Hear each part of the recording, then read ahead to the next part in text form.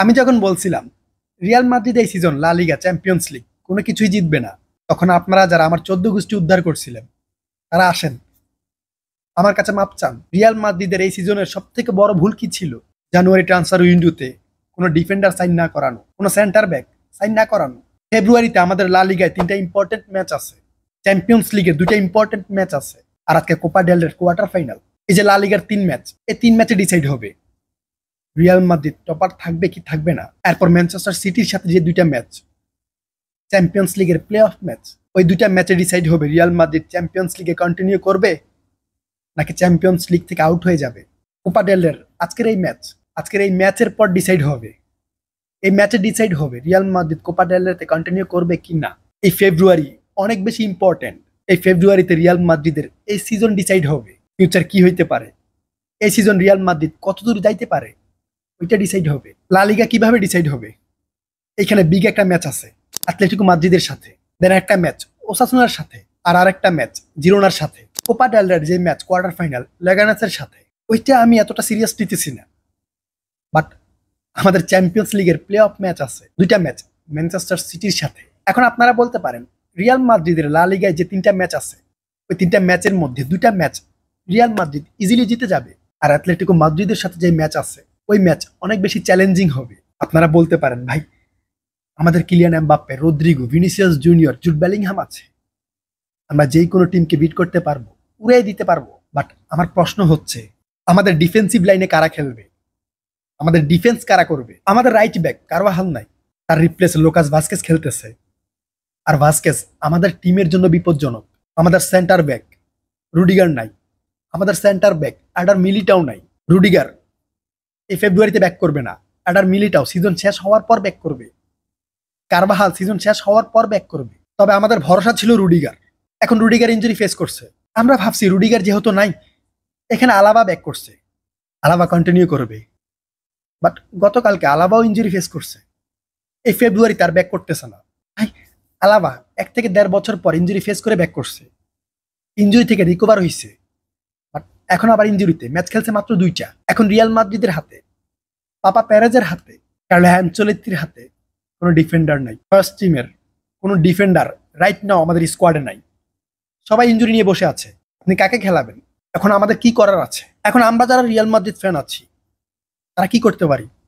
আমরা একটা কাজ করতে পারি, আমরা সান্তিয়াগো বার্নাব্যুতে যাইতে পারি, ওইখানে গিয়ে আন্দোলন করতে পারি, অনশন করতে পারি। কেন পাপা পেরেজ জানুয়ারি ট্রান্সফার উইন্ডোতে কোনো প্লেয়ার সাইন করাই নাই। এই মুহূর্তে রিয়াল মাদ্রিদের অবস্থা কেমন?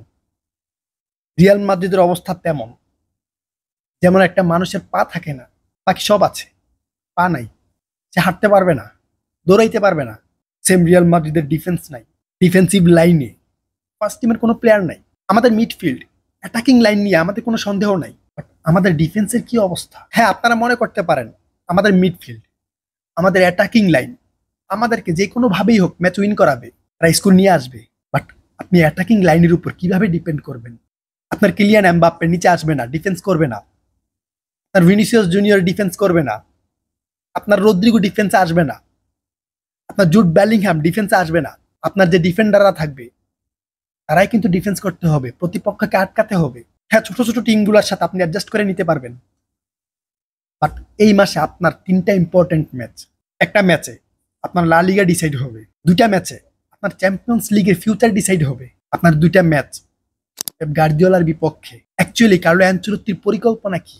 কার্লো অ্যানচেলত্তি এই মুহূর্তে কি করবে, তার কি করার আছে? রিয়াল মাদ্রিদের ডিফেন্স নিয়ে এখন কিছুই করতে পারবে না, এই ডিফেন্সিভ লাইনের প্রত্যেকটা প্লেয়ার এখন হসপিটালে। সো কার্লো অ্যানচেলত্তির এখন পরিকল্পনা কি?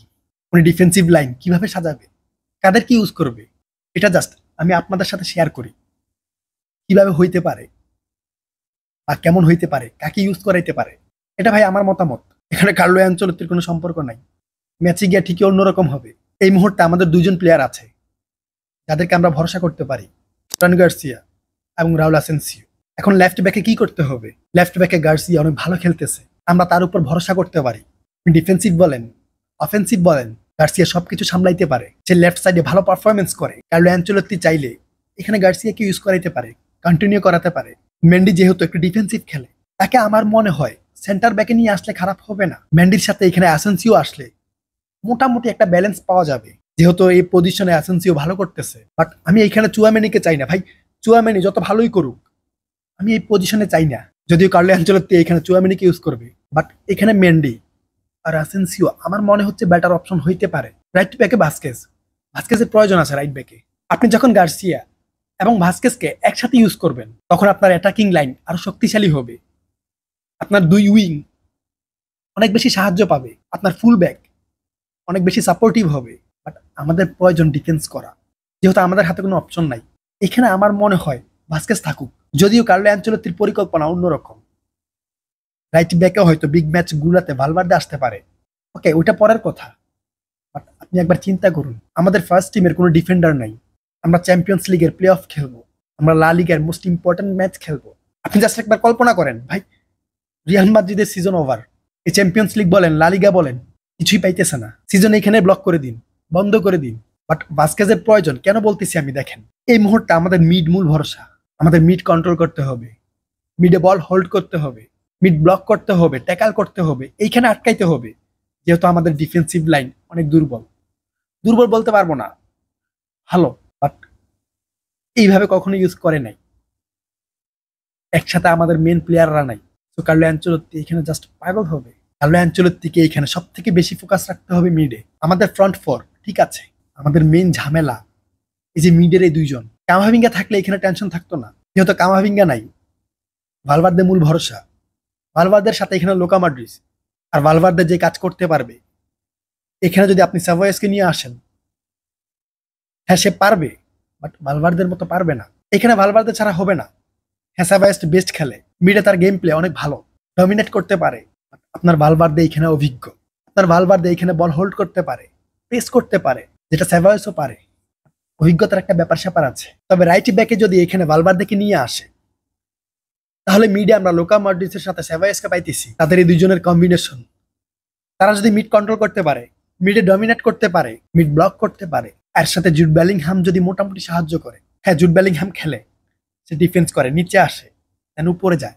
বাট জুড বেলিংহাম এই যে বারবার উপরে উঠে খেলে, ডিবক্সে ঢুকে যায়, এখানে বিপদ হইতে পারে। কার্লো অ্যাঞ্চেলত্তির হাতে শেষ সুযোগ এই সিজনের চ্যাম্পিয়ন্স লিগে টিকে থাকার, লা লিগার টপার হওয়ার। এই সুযোগ কোনোভাবেই মিস করা যাবে না।